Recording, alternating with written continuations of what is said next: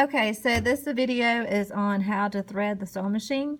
First thing we're going to look at is thread. When you buy thread, you can get two different types of how they are going to be secured when you're done. This one you can see how my nail can fit in between there. That's made so the thread can wrap up on there.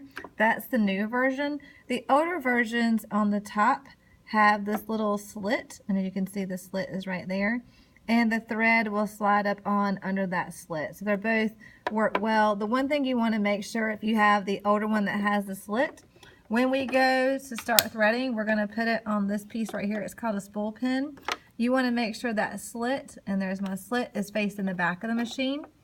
And the reason why, as the thread comes off, I don't want it to get caught on it and make it where it could possibly break the needle.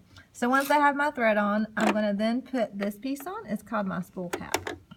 After that, you're going to see that the machine has several numbers. It has a 1, and it follows the arrow up to the 2, and there's an arrow coming around and then down to the 3, and then back up to the 4, and then back down to the 5. Okay, we're going to follow those numbers.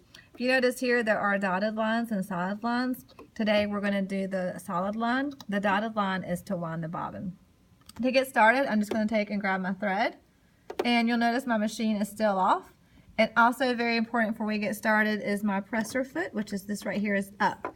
If your presser foot is down like this, you would want to lift it before you start to thread the machine. So I'm going to take my thread, and I'm going to come over to the 1, and I'm going to come down, and I'm going to go around the, I'm going to come up like this, and I'm going to come to the 2, and I'm going to go down to the 3, back up to the 4, and then back down to the 5. Okay, at this point you can also see there is a 6, and there is this little hook right here. Okay, I'm going to take and I'm going to put it through that hook. All right, you can also pull the thread out a little bit to make sure that you have plenty of thread. And if you would like, at this point, you can also lower your presser foot, and that will give you more room to get to the needle. All right, the eye of the needle, which is the hole, is right here at the bottom. Okay, you can see in my finger, there's the hole. You're going to go from the front to the back